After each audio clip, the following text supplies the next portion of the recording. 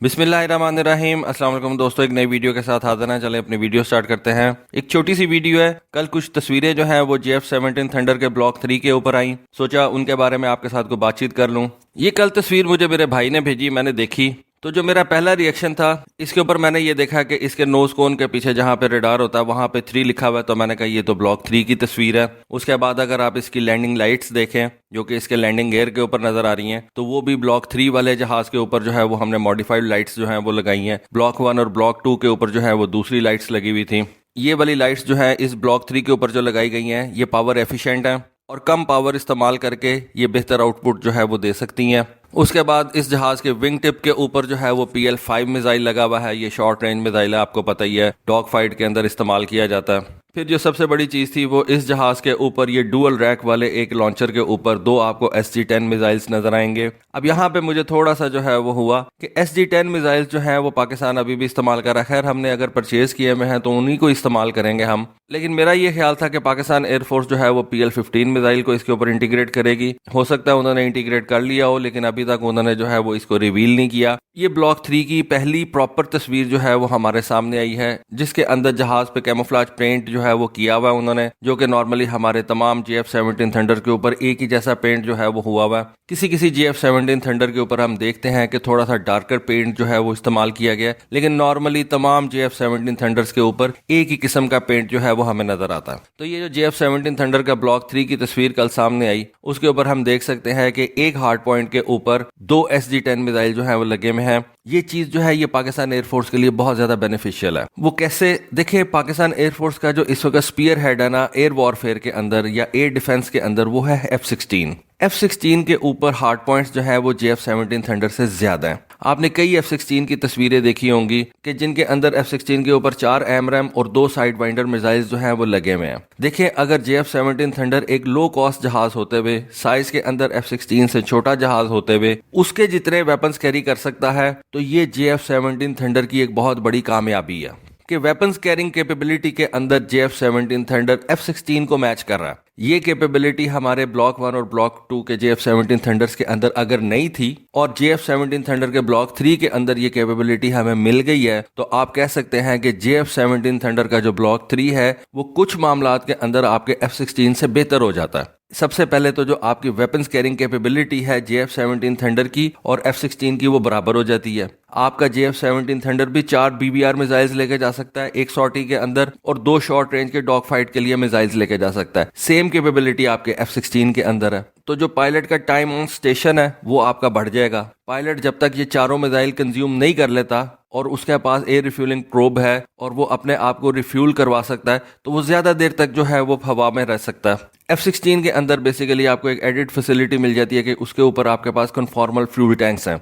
ये मैं बात कर रहा हूँ हमारे ब्लॉक 52 वाले F-16 की, लेकिन जो हमारे पुराने ब्लॉक 15 वाले MLU वाले F-16 हैं उनके ऊपर आपके कन्फॉर्मल फ्यूल टैंक्स नहीं लग सकते और उनको ड्रॉप टैंक्स जो है वही उठा के लेके जाने पड़ते हैं। और हमारे पास जो पुराने F-16 है वो ज्यादा नंबर के अंदर है। तो इस हवाले से मैं कह सकता हूं कि हमारा जो JF-17 थंडर का ब्लॉक 3 है वो वेपन्स कैरिंग कैपेबिलिटी के हवाले से F-16 को अब मैच करता है। प्लस JF-17 थंडर के ब्लॉक 3 के अंदर AESA रेडार है जो कि हमारे F-16 के अंदर नहीं है। इस हवाले से JF-17 थंडर का ब्लॉक 3 जो है वो F-16 से थोड़ा सा ऊपर चला जाता है। इलेक्ट्रॉनिक वॉरफेयर कैपेबिलिटी के अंदर तो डेफिनेटली जो है वो अब F-16 से ऊपर चला जाएगा, क्योंकि AESA रेडार जो है वो खुद से अपने अंदर जो है वो इलेक्ट्रॉनिक वॉरफेयर की कैपेबिलिटीज रखता है। उससे आप इलेक्ट्रॉनिक अटैक करवा सकते हैं, उससे आप इलेक्ट्रॉनिक अटैक जो है उसको रोक सकते हैं। तो AESA रेडार जो है उसकी बहुत ज्यादा कैपेबिलिटीज होती हैं। फिर उसके साथ वाले हार्ड पॉइंट के ऊपर ऐसा लग रहा है कि कोई एक नई किस्म का जो है वो स्टैंड ऑफ वेपन लगा हुआ है, जिसके नीचे आई बिलीव कि आप विंग्स भी देख सकते हैं। अब ये तस्वीर जो है ये साफ नहीं है, लेकिन मुझे ऐसा लग रहा है कि ये बेसिकली कोई नया किस्म का स्टैंड ऑफ वेपन है, या जो पाकिस्तान एयरफोर्स जो है वो रेंज एक्सटेंशन किट इस्तेमाल करती है उसकी सामने से तस्वीर जो है वो ली गई है। लेकिन अगर आप कॉन्फ़िगरेशन देखें तो 4 air to air BBR missiles, 2 air to air short range missiles और 2 आपके पास ये रेंज एक्सटेंशन किट वाले बॉम्ब्स जो हैं वो इस जहाज के ऊपर आप लेके जा सकते हैं। तो ये एक छोटे से जहाज के लिए, और ये कितना छोटा जहाज है ये मैं आपको कभी फिर बताऊंगा। JF-17 थंडर की कुछ आपको मैं तस्वीरें दिखाऊंगा दूसरे जहाजों के साथ, जिसमें आपको पता चलेगा कि JF-17 थंडर बेसिकली एक लाइट कॉम्बैट एयरक्राफ्ट है, छोटा जहाज है ये। और अगर इतने छोटे जहाज से आप इतना ज्यादा काम जो है, इतनी ज्यादा आउटपुट आप ले लेते हैं, तो ये दुनिया के अंदर जो कॉस्ट इफेक्टिव आपके सॉल्यूशंस है ना, उनमें सबसे बेस्ट आपको लगेगा। मैं नहीं कहता कि सबसे ज्यादा बेस्ट होगा, लेकिन जितने भी जो कॉस्ट इफेक्टिव सॉल्यूशंस आपको मिल सकते हैं एयर वॉरफेयर के अंदर, उनमें JF-17 थंडर जरूर आएगा। और खास तौर पर जब ये 4 BBR मिसाइल जो है एक सॉर्टी के अंदर लेके जा सकता है।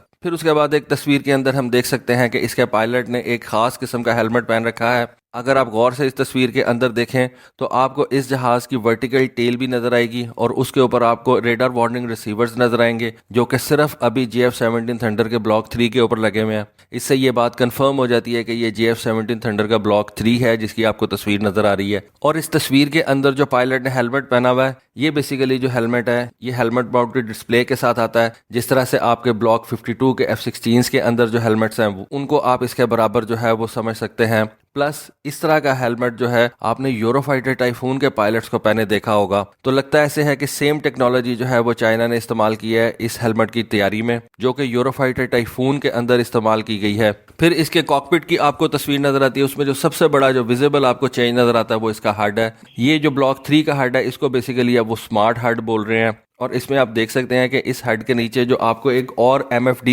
यानी कि मल्टी फंक्शन डिस्प्ले जो है वो आपको नजर आ रहा है। तो 3 MFD तो हमें पता है कि ऑलरेडी JF-17 थंडर के अंदर लगी हुई थी, वो 3 की 3 इसमें भी आपको नजर आ रही हैं। प्लस एक छोटी MFD जो है वो उसका एडिशन कर दिया गया, और हेड जो है उसको इम्प्रूव किया गया। तो ये जो JF-17 थंडर के ब्लॉक 3 का जो कॉकपिट है, इसको आप कह सकते हैं कि मजीद बेहतर बनाया गया।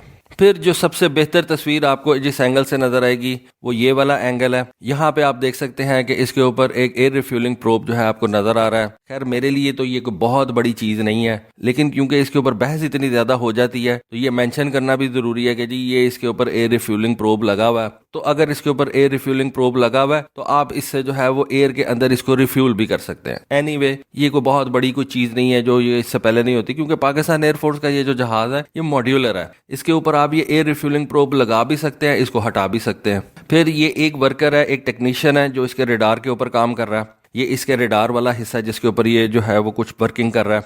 फिर ये जो आपको 2 मिसाइल नजर आ रहे हैं, इसमें जो सबसे बड़ी चीज आपको पता चलती है इस तस्वीर के अंदर कि एक लाइव मिसाइल है, यानी कि ये पूरा का पूरा ये जो व्हाइट है ये पूरे का पूरा प्रॉपर मिसाइल है। और जो ब्लू मिसाइल है वो बेसिकली एक टेस्ट राउंड है जो कि टेस्ट के लिए इस्तेमाल किया जाता है। टेस्ट राउंड क्या होता है? ये बेसिकली मिसाइल ही की तरह होता है। इसके आगे आपका प्रॉपर जो है वो रेडार सीकर लगा होता है।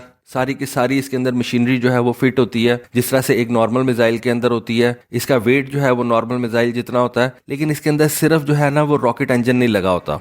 जब रॉकेट इंजन नहीं लगा होता तो पायलट जो है वो इसको फायर नहीं कर सकता, लेकिन ये आपकी प्रैक्टिस और टेस्ट के लिए जो है वो काम आता है। फिर इस जहाज के ऊपर जो सबसे इंपॉर्टेंट चीज थी वो इसका ये इलेक्ट्रॉनिक वॉरफेयर वाला जो है वो पॉड है, जो इसकी स्टारबोर्ड साइड के ऊपर उन्होंने चिन के नीचे जो है वो लगाया हुआ है। जो पुराने JF-17 थंडर्स थे उनमें हमने ये पॉड लगा देखा है, लेकिन ब्लॉक 1 और ब्लॉक 2 के JF-17 थंडर्स के अंदर जब ये पॉड लगाया जाता था तो उस वक्त ये सेंटर लाइन हार्ड पॉइंट के ऊपर लगाया जाता था, और एक आपका जो हार्ड पॉइंट है वो ये पॉड इस्तेमाल कर लेता था। लेकिन ब्लॉक 3 के अंदर ये एक एडिड फैसिलिटी है कि इसके अंदर एक हार्ड पॉइंट ज्यादा है, और इस तरह के पॉड्स या एसलसान पॉड जो है जो कि आप ग्राउंड अटैक्स के लिए इस्तेमाल कर सकते हैं, उनको आप अपना मेन हार्ड पॉइंट जाया किए बगैर जो है वो इस जहाज के ऊपर लगा सकते हैं। तो इससे क्या होता है कि जो आपका सेंटर लाइन हार्ड पॉइंट है उसके ऊपर आप अपना फ्यूल टैंक उठा के लेके जा सकते हैं, और इस तरह से आपके जहाज की रेंज भी कॉम्प्रोमाइज नहीं होती, और आप इलेक्ट्रॉनिक वॉरफेयर के लिए ये जो पॉड है उसको भी हवा में लेके जा सकते हैं और अपने जहाज को या अपनी जो पूरी फॉर्मेशन है उसको सेफ बना सकते हैं। आजकल की जो जंग है ना ये सारी की सारी इलेक्ट्रॉनिक वॉरफेयर के ऊपर आ गई हुई है। आपके पास ऐसा रेडार होना चाहिए, इस तरह के पॉड्स होने चाहिए, और ये एक पॉड है जो मेरा ख्याल है एक जहाज को या एक छोटी सी फॉर्मेशन को जो है ना वो सेफ रख सकता है, खास किस्म के स्पेक्ट्रम को जो है वो जैम कर सकता है, क्योंकि इतने ज्यादा किस्म के स्पेक्ट्रम्स हैं इस वक्त जिनको आपने जैम करना होता है या जिनको जो है आपने टेक केयर करनी होती है कि एक पॉड के जरिए से आप ये सारे काम नहीं कर सकते। देखें ग्राउलर के ऊपर 3 पॉड्स जो है वो उन्होंने लगाए हुए हैं, J-16D के ऊपर आई बिलीव उन्होंने 5 पॉड्स जो हैं वो लगाए हुए हैं। तो ये 5 पॉड्स लगाने का मतलब यही है कि वो 5 मुख्तलिफ किस्म के स्पेक्ट्रम्स को जो है ना वो एक वक्त के अंदर ब्लॉक कर रहा है। तो ये तो एक पॉड है। तो दोस्तों ये थी आज की वीडियो, ये थी आज की इन्फॉर्मेशन, जो मुझे चीज़ें नज़र आई मैंने आपके साथ शेयर की। अगर कोई ऐसी चीज़ है जो आप मेरे साथ शेयर करना चाहते हैं तो प्लीज़ कमेंट सेक्शन में ज़रूर लिखिएगा। होपफुली आपको आज की वीडियो, आज की इन्फॉर्मेशन पसंद आई होगी। कमेंट सेक्शन में अपनी राय से ज़रूर आगाह कीजिएगा। आज के लिए बस इतना ही। Thank you. अल्लाह हाफिज़।